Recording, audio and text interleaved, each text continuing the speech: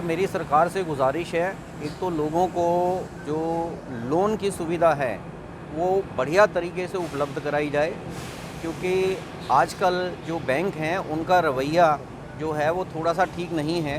क्यों वो आज भी अपने पुराने ढर्रे पे अटके हुए हैं। कोविड की वजह से हर किसी का ईएमआई का डिले है, सेल्स का ड्रॉप है और ये सारी चीज़ें चल रही हैं, परंतु जो बैंकिंग सेक्टर है वो आज भी उसी ढर्रे को एज्यूम कंसीडर करते हुए लोगों की फ़ाइलों को रिजेक्ट कर देता है और अननेसेसरली उनके लिए हैरेसमेंट करता है। मेरी सरकार से गुजारिश है, इसके ऊपर कुछ समाधान एमएसएमई सेगमेंट को दिया जाए, ताकि जो बैंकिंग सेक्टर है ये उनके सिबिल को और उनकी सेल ड्रॉप को और उनकी ईएमआईज़ की डिले पेमेंट्स को उसमें कुछ राहत महसूस कर सके। टैक्स करते हैं कि एक टैक्स स्ट्रक्चर को कम किया जाए, टैक्स और रेट की जितनी भी रेट की है बड़ी बड़ी इंडस्ट्री का लिमिट बढ़ाई जाए। इतने इससे ज़्यादा रेट नहीं होना चाहिए।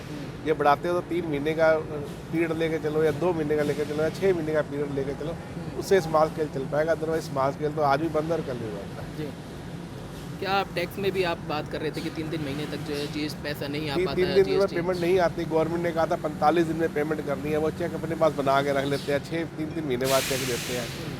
उसका भी कोई फ़ायदा नहीं है। गवर्नमेंट ने स्ट्रिक्टली तो किया नहीं है, हमारे पे डंडा कर दिया है कि यार उसी में जमा कराओ। तुमने लेट क्यों दिया पैसा किसी को? 45 दिन बाद लेट है तो कारण लिख के देना पड़ता है। बड़ी कंपनी से पूछा ही नहीं जाता कभी क्यों लेट दे रहे हो। तो सरकार से ये डिमांड करते हैं कि सबसे पहले तो जो गैस के लिए जो है वो गैस की पूरे देश के अंदर कम से कम एक ही रेट होना चाहिए और एटलीस्ट कम से कम पूरे एनसीआर के अंदर तो कम से कम एक रेट होना चाहिए।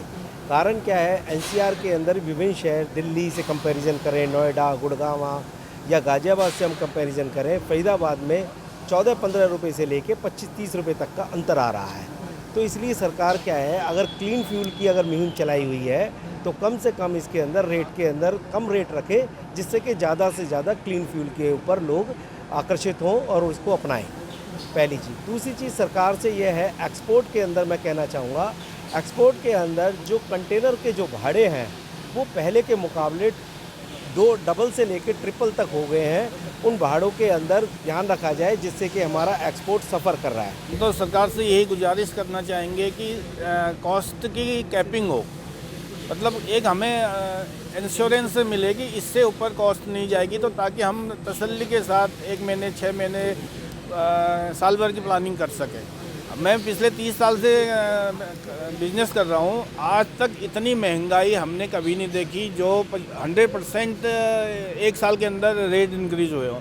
10 से 20% तक हमेशा हर साल होते थे, फ्लक्चुएट होते थे, वापस उसी रेंज में आ जाते थे। 2 साल से हम देख रहे हैं कि जो रेट हाइक हो गए वो वापस नहीं आ रहे। तो एल्यूमिनियम हो गया, कॉपर हो गया, स्टील हो गया, ये तीनों चीज़ें दुगनी कीमत पे मिल रही हैं 1 साल पहले की अपेक्षा आज। तो मैं सरकार से यही गुजारिश करना चाहूँगा कि इसकी एक कहीं तो लिमिट रहे कि